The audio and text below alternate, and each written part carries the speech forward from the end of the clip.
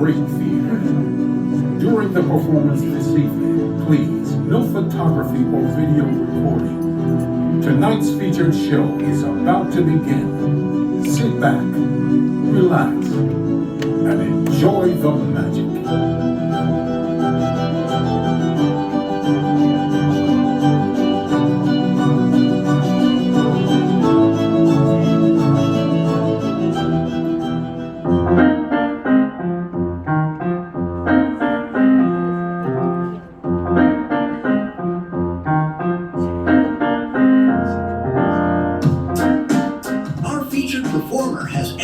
Audiences on 6 continents, from the Hollywood Magic Castle to the London Palladium, with thousands of theaters, cruises, colleges, corporate and private events in between.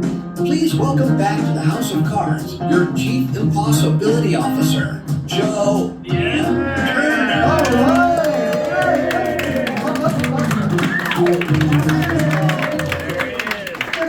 Friends, welcome to House of Cards. My name is Joe M. Turner. It's a pleasure to be back here in beautiful downtown Nashville, Tennessee. My job for the next 25 minutes or so is to amaze and astound and delight all of you with a number of the skills and abilities that kept me from dating in high school. So it's going to be really fun for you and kind of a tragic flashback for me. Well, we'll get through it together. Free therapy at the end. When I was a kid, I wanted to learn how to do magic, and all the books start the same. They're like, go get some coins out of your mom's purse or your dad's change, and to just start by putting a coin on the back of your hand, see if you can balance it. Open and close your hand. Try not to drop the coin. So you just get a sense of spatial awareness and how your hand works. And then the book said, put it on the first flange of the first finger. Try to isolate the muscles in the second finger, lift it vertically, let it flop over to the next finger. Right? So we're just getting some muscle control. And the book said if you did this every day for 5 or 10 minutes, then over time it would get smoother and faster and faster and smoother. And the book said that if you did it long enough, people would clap.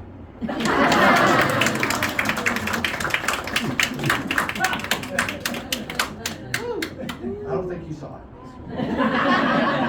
Thank you.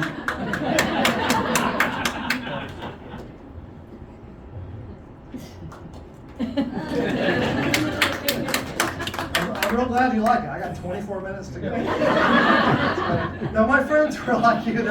It's like that's pretty cool. It's digital dexterity, but it's not really magic per se, right? When magic, you expect things to disappear and reappear in other places, right? I'll do it again for the one who liked it. There it goes there, and it comes out the other side. Thank you, man. Yeah, that's okay. My friends were like you. They were like, yeah, it's clearly you're using sleight of hand.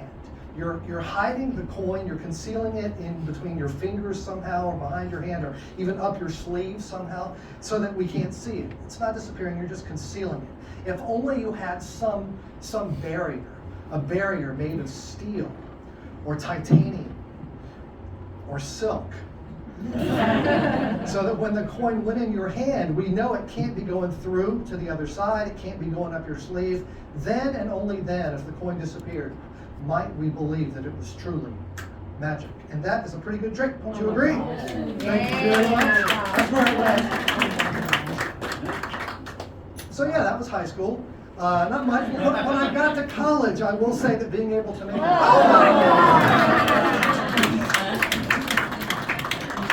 All right, looks like I found the level of the room.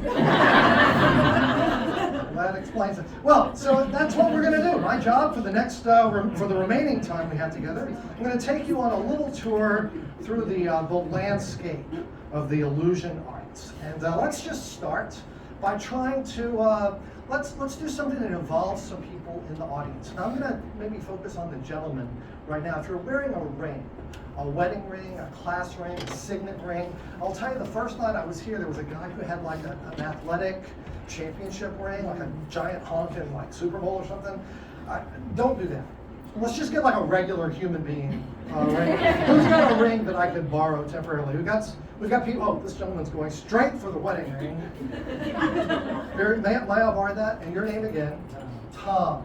So Tom has loaned me temporarily this beautiful, and there's like a little texture to that, Tom. I'm going to put this on my finger so I don't lose it. And then let's, maybe someone in the back. I saw some people, so what's your name, sir? Ronnie. Might I borrow your ring as well? Oh, very nice, very nice. Is this okay? Are you okay with this? It's short. I'm sorry. I like the way you think, man. So that's 2 rings. Maybe we've got one over here. Is somebody wearing a ring? Oh, we've got some. Now she's volunteering his ring. So I hope things are all good. What's your name? Sam. So we've got 3 rings made of 3 different kinds of metal. We're going to use them in interesting ways to try to create a shared emotional experience. Because why else do you go to the theater? Except to have a shared emotional experience. For most of us, this is going to be a magical metaphor for the importance of human connection. For 3 of us, this is going to possibly be the moment we realized we might be going home Without our rings. with new people. So let's just see what we can do. 1, 2. Oh my! Can you see your ring physically linked on to the other 2? Do you see it? Yours was the top. Yours was the one with the most texture. The most expensive, he says. Who was my next person? Was Ronnie? Yeah. Yours is on the bottom, I think. Yeah. And then over here, yours was the darkest. Can you see that? Linked on. Well, let's give all 3 of my volunteers a round of applause. Let me start with Sam, if you will. Please just stand where you are. And you saw that yours was linked on tight, but I'm going to take his off and just hand it back to him right now. Please, you make sure that it is in just as good a condition as it was when we started. Yes? Round of applause for Sam. And that leaves us with the other 2. I'll ask the gentleman who loaned me these to just stand where they are. And we'll see if we can do this at the same time. You guys are watching? Don't blink. 1, 2, 3. Melts right through. Tom, I'm going to let you have your choice. Hey, wait a minute here. Very good. And last but not least, Ronnie. A round of applause for all 3. Thank you. So, we've explored some visual conjuring, right? Things that you might have seen on stage or in parlors 100 years ago, throughout the last century. Stage conjuring, visual illusions. That's one branch of the illusion arts. Let's dive into another lake or ocean of the illusion arts, and this is what we call mentalism or mental magic. I'll be honest with you, I don't really believe in mind reading per se. I've been married 30 years. Can't be done. But I do believe it's a very strong premise theatrically. So we're going to explore that together now for just a moment. I'd like this time the ladies in the room. Please think, let's you focus in on a memory that you have. Perhaps it's your first crush, puppy love. The first burgeoning experiences of having a crush on someone at school or church or across the street on the block or whatever. If you don't want to do that, or if the person you're with makes it awkward for you to mention that person's name, then maybe you would think of a city somewhere in the world that you would like to travel, or a place that maybe you've been and you'd like to go back, or someplace you've never visited, a city that has some connection to you for some reason. And if neither of those floats your boat, think of a gift that you received, sometime in your life that has some meaning to you. So a person, a place, a thing, but some meaningful memory. And I'm going to ask a few of you to share those with us. Could I ask you, what's your name? Yes. Mallory. Valerie? Mallory. Mallory. If you'll just take a pen and if you'll hold her drink, just print down the name of your first crush or a city you'd like to visit or a gift that you remember receiving as a child. And you're making eye contact. Good for you. What's your name? Olivia. Olivia, please, if you'll do the same, please take one of those. And last but not least, you're completely avoiding eye contact, but it's too late now. What's your name? Madison, if you'll do the same, would you hold her drink for her so just print down the name of that crush you remember, or a city somewhere in the world, or perhaps a gift that you remember receiving as a child, or even as an adult. And once you've done that, fold the card into quarters. So half this way, half that way, and you remember that you're going to fold it with the writing on the inside. Makes it a little bit more interesting. Have you done that? Drop it right into my pocket. Fold it one more time. That's fine. I'll take the pen and you just drop that in my pocket. Very good, thank you. And let's go back to, so that was Mallory, and then we have Olivia. If you'll drop your card in the side pocket, I'll take the pen. Grazie. And finally, Madison, if you'll drop your card in the side, and I'll take the pen. Thank you. So, hello. No, that's just a little testing the gravity. Everything's good. 3 people have made decisions about memories that they hold dear. I'm going to ask this gentleman to do a very important job. Please hold one finger in the air. Just one finger.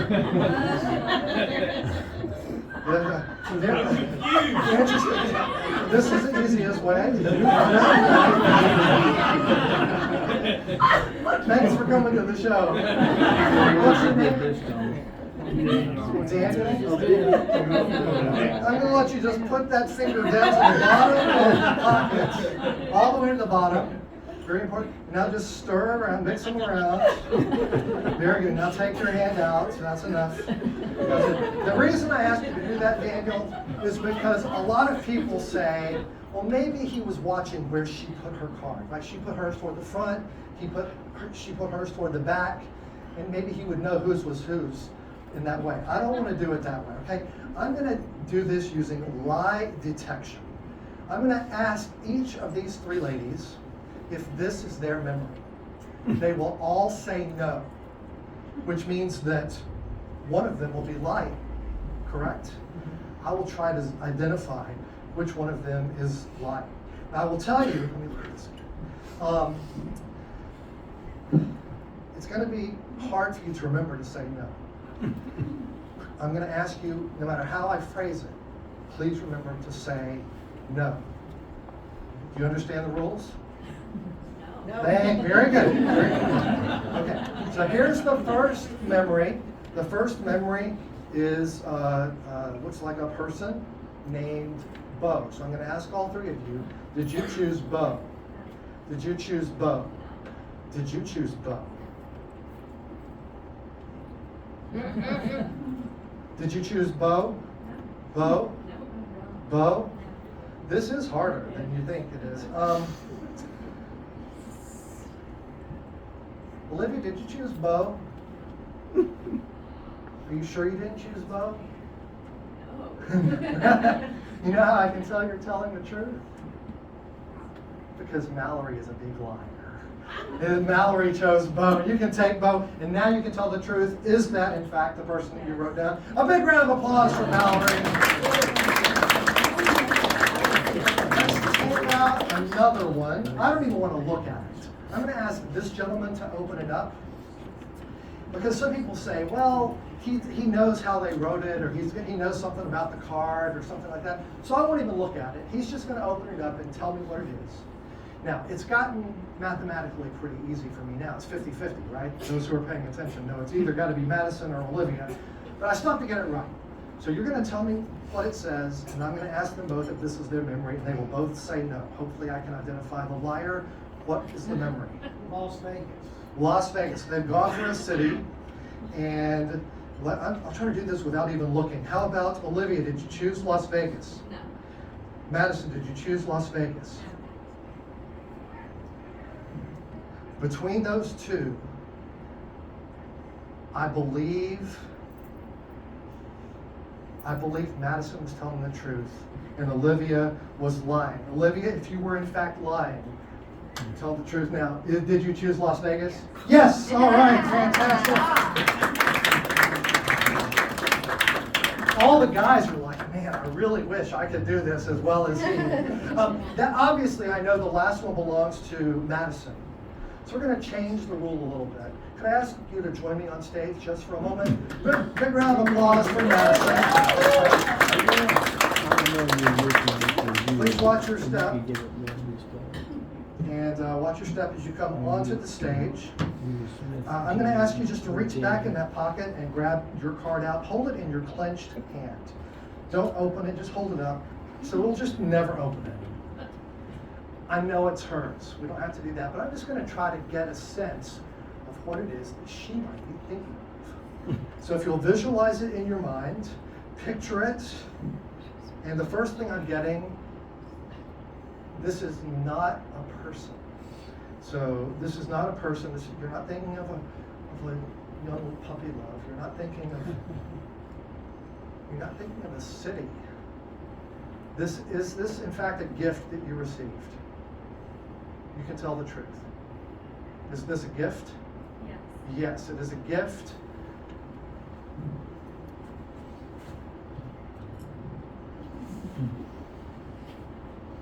Was this a gift for a birthday or a holiday?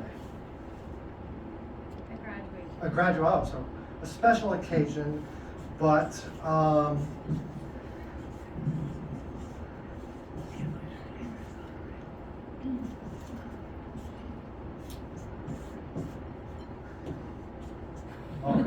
I have gone with my best instinct based on this. It is relatively small, and there's a precious metal involved, and that's what I was seeing, was a sort of a gleam or a shimmer for a reflection, perhaps. In a loud voice, Madison, what was the gift that came to mind? A gold bracelet. Well, I don't really believe in my reading, but I do believe in strong feeling. And that's why I wrote Oh my God. gold.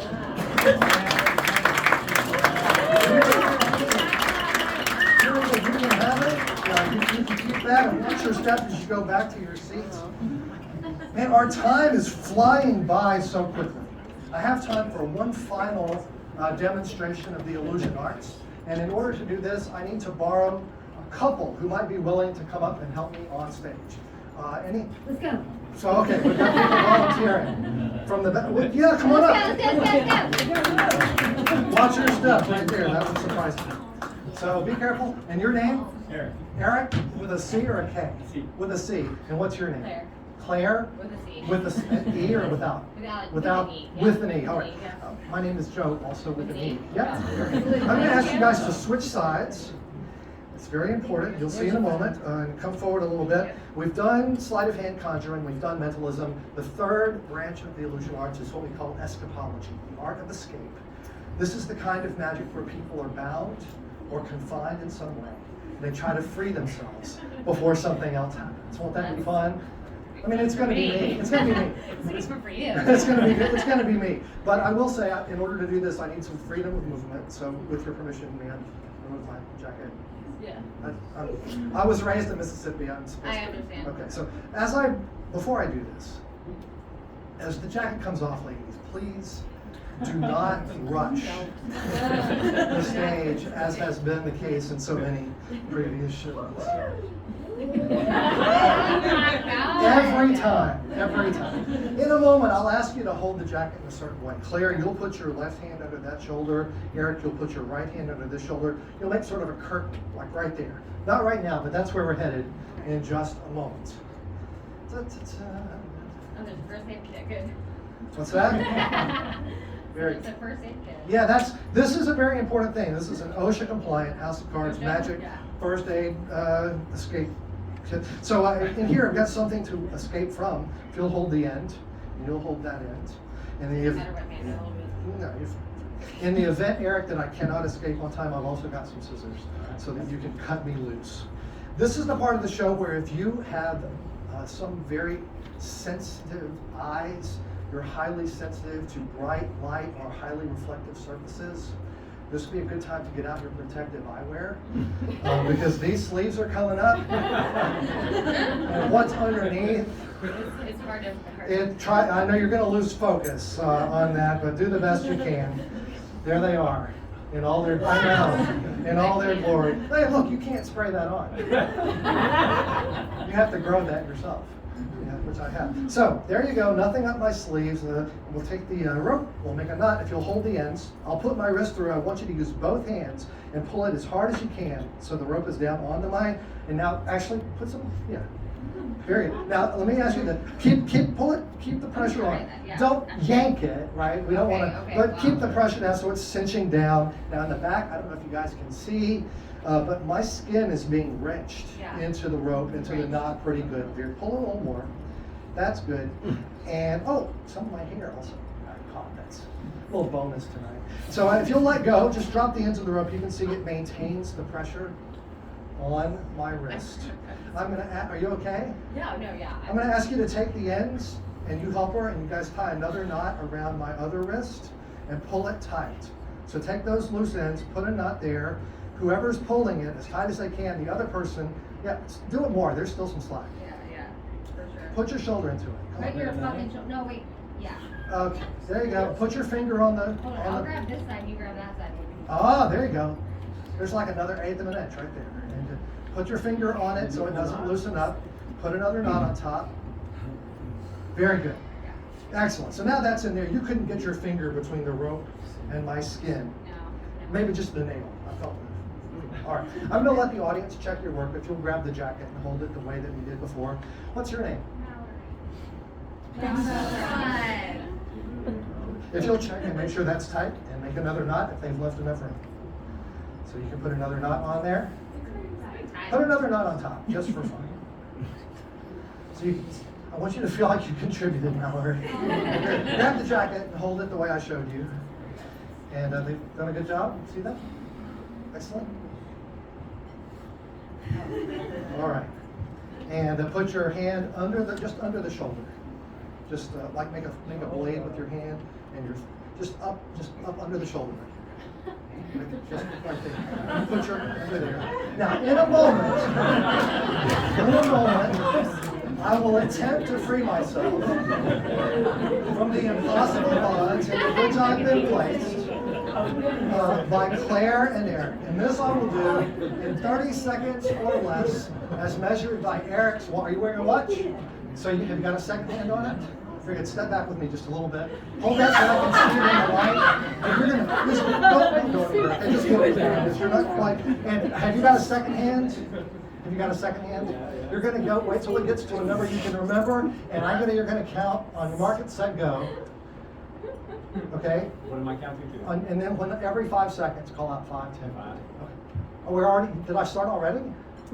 10. Okay. I thought we were gonna get on your mark, set, go, because I'll tell you. I can't free myself if I'm down in front of my body. When they tie my hands behind the back, it's not so. So we're going to start over, and you're going to give me on your mark, set, go, and we'll start for real this time. So Mark, get set, go. Go. Okay. Now for real. I'm thinking about it really hard. What are we on now? 5. 5 already. Your watch might be running a little faster than I expected. Are we at 10? 10. What 10? What? I think we'll just stop right there. Give them both a big round of applause. That was really good. You did a great job.